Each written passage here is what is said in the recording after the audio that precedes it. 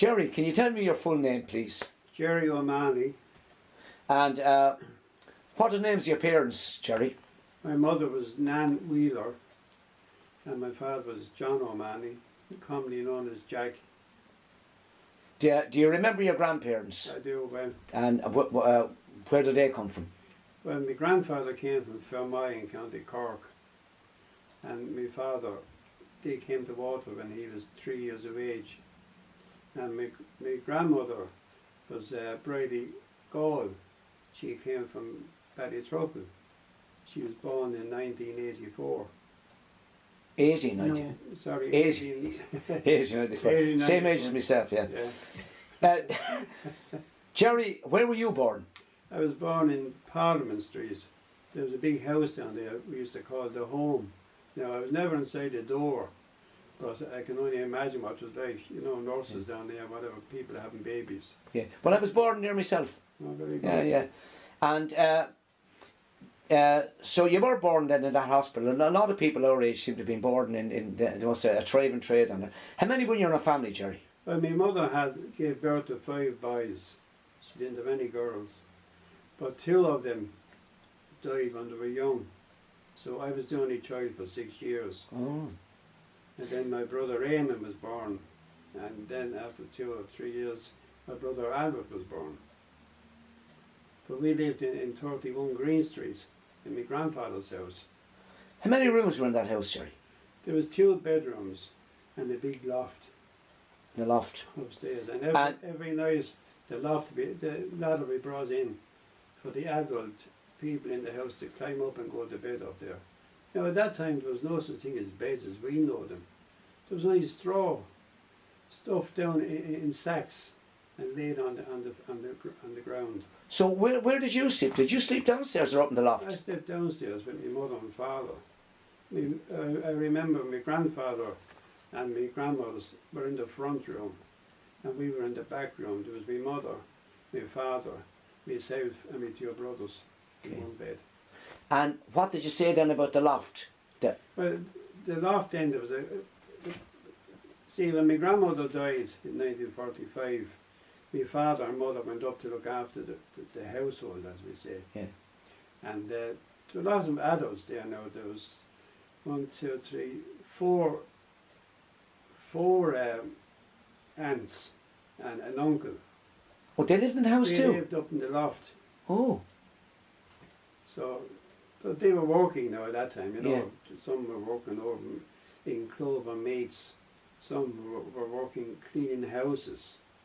You know, And they would have had straw beds, is it? Oh yeah. One of them worked in Brendan Barr's pub down there, doing the housework.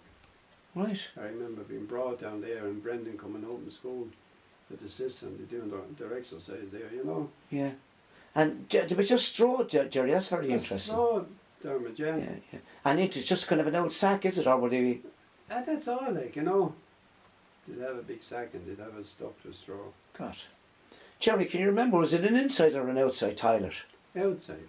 And what about the tap? Was that inside or outside? That was outside also. Yeah, all the houses seem to have been the same. So we obviously didn't have a bathroom. Gerry, we move on to school. Did you like school? Hated school. Where did you go to school? I went to school just a couple of steps down the road from where I lived. Canucksheen. Canucksheen, Mount Sign. And I went down there at 3.5. My mother brought me down. And the minute I walked in the door, there was a fella there, I won't name him now, but he gave me a poke on the nose and nearly broke my nose. Christian brother? No, one of the pupils. Oh. A bully. And I didn't say there was plenty of bullies in the brotherhood and the pupils at that time in Mount Right. Sign. But I didn't go then for a long time after that. Oh, so you got the shock you got from it anyway, yeah? Yeah. But my poor mother used to bring me down to the gate. And I'd go in and I'd go out the gate at Bunker's Hill. And I'd be home before her. So you're on the duck? On the duck all my life, yeah. Hays is good after that. Yeah. You know. Yeah. I never done an exam in my life. And the nearest I got to one was one the lads that had done when you went to 6th class, what do you call that? Primary. The primary. And Yeah. he was out sick and the master said to me, "Would you give that to Johnny so-and-so on your way home?" That's the nearest I got to an exam. Yeah. You know? But it is amazing that you'd meet people, and we've spoken a bit earlier about a friend of mine, that school for some people was just very, very traumatic. And it remained with them, Gerry, all their lives, a lot of people, you know. I didn't realise until I was 68, Dermot, that I was dyslexic. Right. And a bad dyslexic also, at that, you know. Yeah. Because, school for me was a no-go area. Because at that day when you're just come from an ordinary working home, my father worked in CIA, and my mother used to work down Willie Watts's before she was married. Right, you know, so we were just ordinary working people. And I suppose the children, Gerry, too, like fellas would be a kid dog, a left-hander, would get an awful time in school. Oh, or a fella with a stutter. Yeah. Yeah, I've seen that myself, yeah. No chance. Yeah. Gerry, as a child, can you remember any games that you used to play around the road? Well, we used to have great football matches in Green Street, in the Barley Field there. Yeah. And the Barley Field we played with, say, Jack Welch's Lane. Yeah. And they come over on a Sunday morning. All big fellas. And some half of them would be married, like, and they'd be taking off their coats and kicking the old straw ball or, you know, paper ball or whatever. They wouldn't always have an ordinary ball now. Yeah. They get a bladder down in Collins's. Off the pig, like, and they blow that up and that'd be the ball, you know. Gerry, do you remember the bicycle wheels that as you used we used to call them hoops? Oh, yeah, you had one of them. Could you? I had a good one now. Did you? I had one with a tyre on it. Ooh. You know, I had a kind of a Rolls Royce. Yeah, you can write it down. You had the Rolls Royce version of it, yeah. And I remember one time I was wheeling it down to town and I went into Woolworths and I left it outside and I came out. She was gone. Oh Jesus! I said I left the walk home now. You know? Very good. But they were now. Did they have an expression that for nagging or something? Is that something they use? Did you ever hear that expression?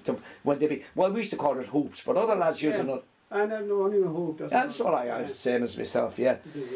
Gerry, do you remember a Christmas or do you remember Christmas when you were young? I do, Dermot. Yeah. No, I tell you, the food and that way was kind of scarce enough. You know, and it was during the war, like when I was young. And the only thing you get for Christmas is a flash lamp. Yeah. And 4 batteries. Yeah. That's all you get, like. And the batteries will be wasted before you wake up in the morning. When you wake up, you'll be under the clothes, shining, this flash lamp. Yeah. And the batteries will be gone in an act, like, you know. Yeah.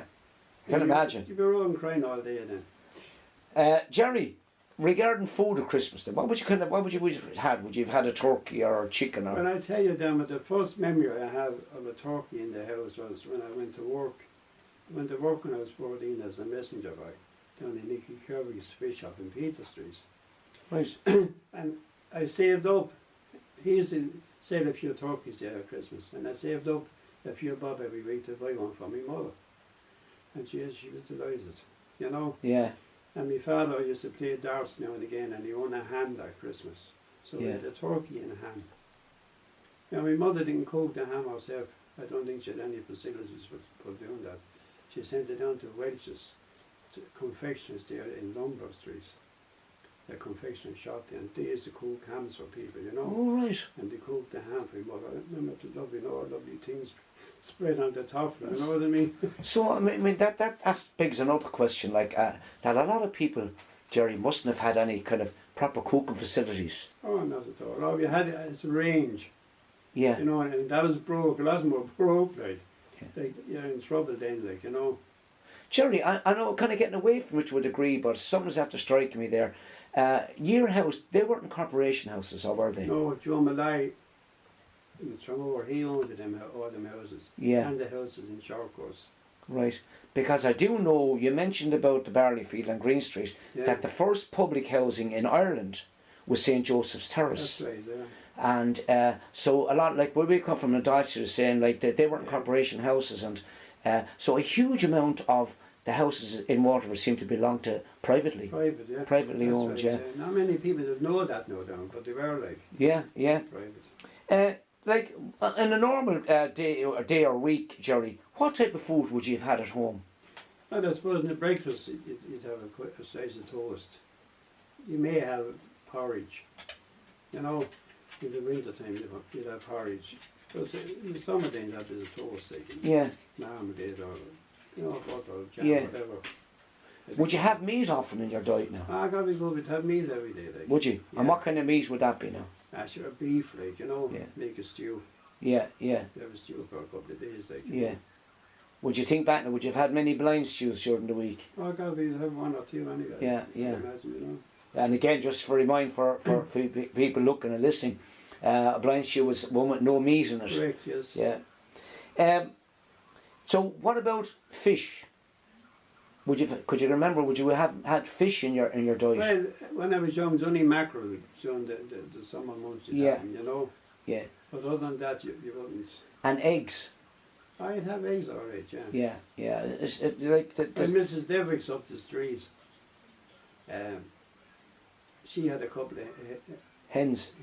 Yeah. She always gives a couple of eggs. Well, very good. And the funny thing about it, every Easter Sunday, she called me up. I was the only one on the street she used to call up, and she'd have a neck up, and in necking it with my name on it. All right. From the hen, like. Gerry, what was your first job? Down in Nicky Kirby's. I got a life sentence. And I went down there for 2 weeks' work. It was a chap, Mikey Shaw was his name. He was an investigator, and he was up in the hospital. He had to go to the infirmary for a slight operation. And my uncle through marriage had been working there at the time down at Kirby's, and he got me the job. But before that, when I was coming up to the age of 14, I used to walk to town every day looking at the messenger boys' bikes. Yeah. And I said, Mammy, he was just have a new bike. Can I walk down there? You know, and the messenger boys' bike. She never let me walk there, but I got this job in Kirby's anyway. But I was there for 25 years in total. Watching on Nicky Kirby. And who was working there also. He was my boss, Spindle Squilman. Spindle Senior. Can you remind us, Gerry, what again, Kirby's, what kind of a shop it was? Well, it was a shop, I said, and it wasn't as big as the room here. Yeah. And you'd have 3 or 4 people working there. You'd have a little office and a counter. But one day in particular, we had enough room inside the counter for the fish, and we had it outside. Well, fish they sold, was it? Fish and poultry, or mainly fish. But there were boxes of fish outside the counter. And this countryman comes in, and there was a jeweller shop next door, Meeshaw's. And this man came in anyway and saw him doing that. And I said, can I help you, sir? I was at a work my way up now, you see. Yeah. And he took out a watch out of his pocket. He said, I bought this here last week, he said. And it's broke, he says. And it's not good enough, he said. I paid $150 for it. I said, I don't think you bought it here.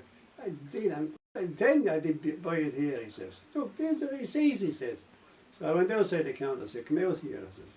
See that shop there? I said, would you have bought it in there? I said, pointing to the jeweler shop. Oh, jeez, I'm sorry, he said. He mixed up with Canizers. He's standing in a box of fish. You know?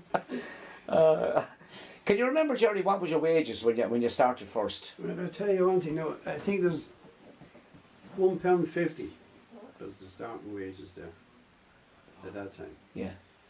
And it took me a good few years to get up to £2. Yeah. You know, the lowest thing is rises. In them days, I said to Nicky Kirby one time, geez, if I ask you for a rise, they catch me by the throat. You know? And was that the only job you had, Gerry, or did you have other jobs? I worked in Flanagan's also. When I got in on the fish can, I worked in Flanagan's. And I worked in Powers Fish and Poultry down in High Streets. You know? Yeah. And that was a funny kind of a job too. Yeah. So the big, used to go down all the way down from the plane there. Big stores like, you know. And the boss man, Mr. Flynn owned it. But he was a hard man for the old jar, like, you know. And when you go in the morning, he might not have been home all night. He'd be sitting there, he's a huge big man, like, you know. Yeah. And if you're 5 minutes late, his door was always open. If you trying to snake in, they would roar out of him. Come in, yeah, you know. Yeah. He'd eat the head off you. Gerry, I'll tell you when what we used to do for a bit of entertainment at times, we used to kill a lot of fowl there. We'd leave off one of the chickens and hunt them down the lane, and we'd all have to go down and follow him around the keep, you know. Yeah. Just a waste of half an hour, like. Brilliant. Brilliant. You worked in Denny's. Did you? Yeah. Did you? I worked in Denny's. Oh, you worked in Denny's. What have you done in Denny's? I was a trainee butcher. All right. Yeah. And worked in the cold storage there for a while. I was there for 10 years, I think. In Denny's, were you? Yeah. Gosh. I like that job there. Yeah. And then Yeah. Papers and that. customs. Oh yeah. Then I got a job. I became a civil servant. Oh, very I posh. worked at the Customs and Excise. Very I good. worked there until I retired. In the customs, and what were you? Any particular division there, Gerry? I was a customs officer. I used to go aboard the ships there, you know. Oh, right. That's I see that was and just checking the cargo and that is it? yeah, and checking that the crew was right and all that sort of thing. You Oh, know. that was interesting. Well, it was very interesting. Yeah. Then they used to ship a lot of cattle to Libya and Libya, yeah. Live cattle, you know. Yeah. Beyond that usually as well. Yeah. Because we were on, see, we used to collect money for the Revenue Commission, Yeah. for the Finance Department there. That was part of our job also. Right. Which nowadays we were all under revenue, Yeah. you know.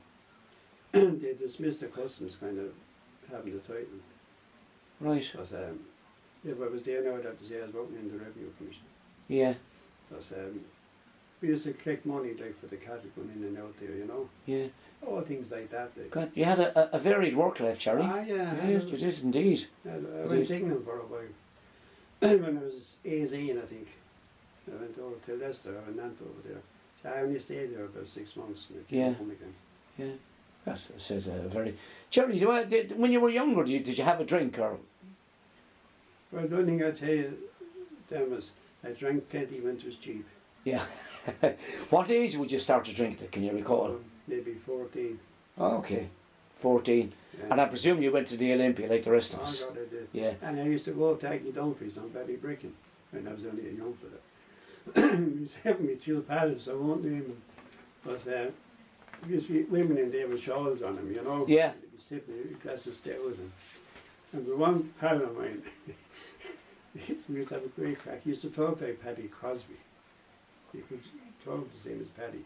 And he was playing school there on the corner. Those women, some were 80 years of age with the shawls on them. And he was saying, where's Niagara Falls? Those people from Newport staying shop was, you know what I mean? Girls laying out. Yeah. You know.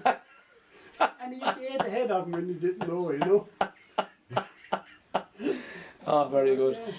And would there be a snug in that place then? Oh, snug, yeah. And the snug for the women. With the women there, yeah. Gerry, I know you're a very political person, but so if you always voted, Gerry. I did, Fine Gael, yeah. Yeah. And you've answered the second question as well as Fianna Gael. Do you never venture to vote for Fianna Fáil? I know. My hand would fall off there, mate. I'll be honest about it, you know. Yeah. The first vote I had, I remember, was for Teddy Lynch. Right. That's the first thing he gave away. So Gerry, would your family have been a Fianna Gael? No, well, my grandfather, now, my mother's people, they would have been Fine Gael people. Okay. And my grandmother, they'd be Fine Gael people. That was married to my grandfather in Green Street. But my grandfather, excuse me, I was told that he left his family in Fermoy over politics. I think he was a bit of a sinner, I'm not sure now, you know. Yeah, yeah. But that cross up in Green Street now, you know that cross? I do, yeah. That they go up to every year. Yeah. My grandfather painted that on that wall. Did he? Originally, yeah. Because there was two lads from Fermoy shot in there. Yeah. During the troubled times. Riley and Fitzgerald's names, yeah. They were executed during the Free State. That's right, yeah. And so that's your Republican, as you call him, grandfather. Yeah. He's the man who painted that. He painted that. That's very interesting. Yeah. I didn't know that. Yeah. So Gerry, listen, I tell you, eventually then, religion. Were you a good churchgoer? I used to go to the church, but I wasn't. I was thinking of other things, like, you know. Yeah. But we used to go in there a lot now when I was going to school. We'd be on the mooch. Yeah. And if the day was wet or cold, we used to go up on the middle gallery down by the bricking. Yeah. And spend our time laughing and joking and watching all the old people coming in, you know. So I do it one time. They used to ring the bell there, as you know, in the middle gallery there. And they rang the bell, they came in to ring the bell, and they locked the door. we were locked in, and we had to get home at 1 o'clock for our dinner. So we climbed out over the top and down on the poles. This is sound like you think I'm going to. There was an old woman about that size now, and a shawl on her. She ended the throat, and she looked up and she saw the three of us. She ran out of the church. Oh, brilliant, yeah. What about confession, Gerry? Were you good for going to confession? Yeah, sure. You know, I said in and out like Jackie Bluebell. Yeah. You told the same scenes for 40 years, you know. Yeah, and they believed it. Yeah. I remember when I came back from England, I went out to St. John's. But no, boy, even Medina, I can't remember now. And the Father McGrath down there. Yeah. And I told him I was in England and I had meal on a Friday. Yeah. Yes, he knew something else to come back. Meal on a Friday. I'm sorry, he said, I can't give you absolution. And I said, you please yourself, I said. I'm only telling you what I done, I said. It's up to you to do the rest, I said. And out I walked. Gerry, do you remember the missions? Oh, God, well. Yeah. Could you? A lot of people know that's the thing. I always think of the past now. Yeah. Could you describe your experience of the missions? Well, I'll tell you. I'll talk about the missions and a little story attached. I remember the time they were up in the Holy Family up in the Waterford City. And myself and my two pals went up again. And we were feeling all holy and one thing and another. But one of my pals who had to learn in school about what was his name? That fellow in Dublin had the chains around his. Oh, Matt Talbot. Matt Talbot, yeah.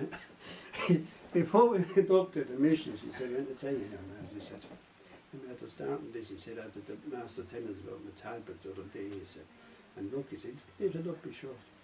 And the chains was buried in his stomach. And I had one each full. To keep the evil after the confraternity, he said. But he told me that I sleeps now, he said, on the floor, he said. When my brother was asleep in the bed, I gets out now, he said, I sleeps on the floor like my Talbot. I don't know how long it went on for, but it went on quite a while. But then they'd have the missions then for the men. Oh yeah, and the women then the next week. Yeah, yeah. So yeah, it was interesting. Can you remember anything what the missioners, what kind of stuff would they be saying? As far as I maintained, like Hitler, you know, shouting and bawling. Yeah. If you don't do this and you don't do that, you'll all die. And we're all dead anyway, we're all going to hell, we have no chance. Yeah. You know, it's all the same margin on, you never get into heaven. Unless you had money. Oh yeah.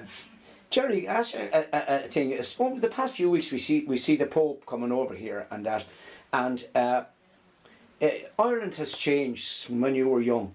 And has the clerical abuse scandal changed your opinion on the church? Well, I tell you now, I only say this now to answer the thing. I go to 10 Mass every morning. Yeah. And, excuse me, how that happened was, when I was working, my father was retired at the time, and I used to bring him down to the church every morning at 10 o'clock, and I'd go off to work then. Yeah. And I used to say to him, I'd love to be able to do that when I retire. So when I did retire, I'd done that. Out of memory of your father? Yes. Yeah, very good. And so I kept it up, and I still go to this day, like, yeah. you know. Yeah. And the most unholy man you ever met. Well, no, I can understand that, yeah. I often say to people, I don't know why I go down to Mass. I'm not a bit pious or anything like that, you know, I say a few prayers, but I know now why I go. Yeah. Because I got peace of mind. Yeah, but Gerry, I find that too, like as older I'm getting, I think more about my parents and grandparents, you know, and you would, certain things that you would do, you do because of them. Of course. You know, out of memory for them and to maintain that tradition. I understand that completely. And I even sit in the same kind of spot where my mother and father would sit. Yeah, yeah. And even though there'd be no one else around, it didn't matter, like, you know. Yeah, that's very interesting. Gerry, you eventually got married anyway. Oh, yes, I did. And now you told me a story last week, Gerry, about you getting married, right? And I thought it was an incredible story. Now, if you'd like to share it, and if you don't like to share it, I'd understand that too. Well, I tell you, Dermot, at that particular time, I was unemployed. And we were going around town one Sunday evening, myself and the wife Brenda. And I said, we're getting married now. We had all the arrangements made through Ballybricken. And I have to say that the priest in Ballybricken, I can't remember his name, and I went up to him about getting married. He said, we can't marry you in Ballybricken where I wanted to get married. He said, you're not working, he said. And your wife was pregnant. She, I said. So he said, you'll have to go to Butlerstown. Where's that, I said. I didn't even know where Butlerstown was. Yeah. I said, and it cost you a lot of money, he said, to get married out there because the priest will have to go out in his car. He said, yes, I said, so I'm only to tell you, I said, I'm unemployed. I said, where am I going to get money? Well, I don't know, I said, but you'll have to get it anyway. So I said, that's okay, I said, I go up to the bishop tomorrow, I said, and I tell him exactly what you're after telling me now, I said, we'll see what he had to say about it. Oh, look, he said, don't mind what I'm at to tell you, he said. I was going to go up to the bishop now. Yeah. But we got married out in Butlerstown. But before that, we had to get a couple of cars. Because no one had a car in Waterford at that time. In 1960, there weren't too many anyway. So I know the Tommy Hennessy Undertaker. That's the old Tommy now. And he was kneeling down, he brought us in anyway, he was kneeling down in the sitting room. And he was trying to light the fire. He had 3 or 4 knobs of coal in the fireplace. And about 2 boxes of matches had been wasted trying to light it. He had no sticks, no paper, nothing else on it. I said, what are you doing? I said, Tommy, I'm trying to light the fire. I said, Jesus, I said, don't you have to get sticks, I said, and paper, and then put the coal. Oh, would you? Well, I don't mind that anyway. I said, what's up with you? I said, we're getting married. I said, St. Stephen's Day, I said, we have to go out to Butlerstown. I said, I don't even know where it is, I said. So I went for 3 cars off you, I said. No, I'm not working, I said, Tommy, I said. But I will pay you, I said, don't worry about that. Oh, yes, I know you will, Gerry. He said, I know I belong to you. He said, your grandfather, he said, Tom Wheeler, I said, the town crier. He said, I know all them people all my life, he said. Spring Garden Alley, he said, you know. Yeah.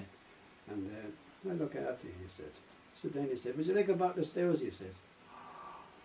Would I like a bottle of stout, my tongue hanging out for a drink? I would, he says. So I drank about a dozen glass stills of him anyway. And he said, I'm sorry, I've nothing for you, love, he said. That's okay, Mr. Hennessy, she said. I don't drink. So on the day of the wedding anyway, the 3 cars turned up at the appointed time, and out we went. And it was pitch dark now. We got married, I say, about 6:30 or something in the morning. But I was amazed at the queue of boys and girls were queuing up to get married. But sometimes I'm saying that I'm married to a Irish woman, you know, but it's looking daft like. Yeah. But then up on the altar, and I couldn't remember what the priest said. But I do remember saying to me, Gerry, he said, do you take this woman for better or for worse? But I said, I'll tell you the truth, no, Father, it'll have to be for better. I can't be any worse. But that was like, we got married anyway, we went to the presbytery. And all the time I didn't hear the master anthem was said, I was just watching the 2 little altar boys. Because the only money I had in this world was 2 2-shilling pieces. And what am I going to do with that? So I said, I'd give it to the 2 altar boys. So I gave them 2 a bob each. That was a pauper coming out of the chapel. But I even had to say to the best man, you look after them men out, the taxi men, for a couple of bob each, I said. I'd look after you, you know. Yeah. But would you think, Gerry, that a lot of the couples out there had to probably walk out there? Well, I don't know any. It's a long way out, damn it, you know. I know it's a long way out, yeah. 10 miles out or something. Yeah, yeah. But you know, it's amazing. Like I'm out there speaking to several people, and you know, saying that they had to stand outside the altar railings, that they wouldn't allow to stand inside. I don't know now, I can't remember whether I was inside or yeah. outside, if you understand it. So they had to stand outside, I was probably standing outside, you know. Yeah. But, yeah, amazing. But there was a big queue out there anyway. The only thing I can tell you, I was never out there since. And I won't ever go. Very good. Gerry, I just ask you a question. Like, since the foundation of the state, I know you're involved in politics all your life, and as you said, you're Fine Gael, and like, and Fianna Fáil, we had 2 political parties arising out of the Civil War. So, how far do you think we have advanced? If two of them have had their go, I'm not asking you to criticise anyone, but your opinion of how far we've come and the state of the country at the moment for a man who was involved all his life in politics. Well, I can say that there was a chat over those Thomas. Waterford didn't advance any. Because all the big interests that we had gone through the years, they all left and went to Dublin. You know, and you can see that the cities today is derelict. You know, now I believe that something will be done about it, and I hope it will come to pass. Like, but it's just terrible the way water was left run down. I tend to agree with you there, Gerry. You know, and as I say, like even the country, it's for me. It's but I mean I'm interested in your opinion. The way that I know. You see, the rest of the country seems to be okay now, Thomas. Yeah. Because they're like a Cork and Limerick and all those places flying up jobs all over the place. You know, every time you turn on the radio, there's more jobs going into Dublin, and they have enough houses for the people living in Dublin. So I don't know where the people coming in to work there. I just don't know where they're going to live. Well, I only said it to someone yesterday, we seem to be the Cinderella county in Ireland anyway, Waterford. Always was. Now I don't know how that came about, but something happened. This is only my own thoughts on it. Something big happened in Dublin with the politicians that turned them against Waterford. And a lot of people say that it was the strikes we had. We were known for being militant. But that's only a load of baloney. Yeah. You know, there were strikes. There were strikes everywhere. Exactly. You know, but Exactly. they didn't make them suffer the same as they make Waterford suffer. Yeah, that's true. Yeah, there were strikes every place. Yeah. They were, yeah. Yeah, and you know they weren't that militant. You take the glass factory for instance. There was only one strike really. There was a strike back in the late 70s, but that was only for a day or two. It was a stoppage more than a strike, and but like no. Gerry, you had another one or two stories you'd like to share. That's the one about the Ludo. Yeah, I told you about that today. Yeah, well I don't think we got it on. We didn't get it on tape. Could you tell us again? Yeah, well, a woman living down there, and Mrs. Dial was her name, and as I said, she had a little shop, and I used to go down with a young fella. I could get a half and half for a penny, a half drop of orange and a half drop of raspberry in a glass. Of course, we more water than anything, like, you know, you get that for a penny. But then sometimes I could get an oxo for a halfpenny, and I get an oxo, isn't it? These are raw, but I wouldn't drink it as soup. You know, I don't know why. But she used to have a Ludo game every Friday evening, about 7 o'clock. And there'd be hundreds of people from around to come down to watch this Ludo. And I'd always be down there about 5:30 to make sure I get a good spot, you know. And I could only barely look in over the counter. But I'd be shouting back to school, Mrs. Dial is at the throne at 6. And I'd be going back all the way down around the corner, you know. Mrs. Dial is at the throne at 6. Emmy Quinn is at the throne at 5, you know, all that kind of thing. But weren't the great times, Gerry? Ah, great. Absolutely. And then, you had another story. After a game or two, then Mrs. Dial would take out the snuff and she'd hand it around to the people on the table, you know. Yeah. That was great times, yeah. But then, Innocent just time. around the corner there, Emmy Quinn was living, Mrs. Quinn. As a matter of fact, Mike Williams, he was around that house there because... That's a great impersonator fella, yeah. mimer, yeah. His mother was one of the Quinns. But Emmy, she used to run a diddley. Now, to everyone water, I'm sure know what a diddley is, a diddley club. They save up so much for Christmas. And Emmy Quinn used to do that. And at that time, down, people put in a penny a week, sixpence a week, threepence a week, you know, to get a few bob for Christmas. And about a week before Christmas, then she'd have a gathering in the house. Now the houses were small, but it seemed to be about 500 people in the kitchen, you know. And she'd have everyone's name on a piece of paper, and they'd be calling out who was going to get the first week. Yeah. Mrs. O'Mahony, 31 branches, you see, your mother get the first week. She'd be delighted, like, you know. But while you'd be there, women would be saying to you, would you give it to me? And I'll give you sixpence extra next week when I pay you back. That hate me, like, you know. Would you give it to me? I'll give you back a shilling extra, you know. Gerry, I remember, like, everyone was on the book in shops, weren't they? Oh, stop. Everyone. Keep the books going, sure. Yeah, you know. Everyone. And that's how people lived. Oh, And it's only for the huckster shops, like, But I remember now, Mrs. Pearl lived next door to us. And when she'd be finished with the saucepan on a Sunday evening, she'd give it in to my mother. And my mother would bring it over to the pawn shop in Ballybrickin. And she got a shilling on that. And she had to have it back by Saturday again from Mrs. Pearl. That's the way it was going for years, you know. In the end, we didn't know who wanted the saucepan. Yeah, it's an amazing the way people lived. Yeah. Now that's something I don't really remember the pawn shops now, but you'd remember, you would. Yeah, would. I believe people used to pawn their clothes and all, Gerry. Oh, geez, and the toy. Yeah. Cups and sauces. You could have an egg in the morning, the egg up, and go and see this pawn shop after dinner. You know, out the window. Unbelievable. Yeah, terrible. Yeah. And all the poor farmers used to come in there. Richie Bulger was working there at the time. My father's great pals with Richie. He used to be over there with him. And the country, people bring it the top coat, the lines too big for him. And Richie hadn't gathered in the back and said to him, man, now have a look at that. What would you think of that, you know? And he'd never gathered at the back. Brilliant. The terrible things went on there, you know. Yeah. But sure, it's changed. Gerry, listen, is there anything else now you like that, or any other stories before?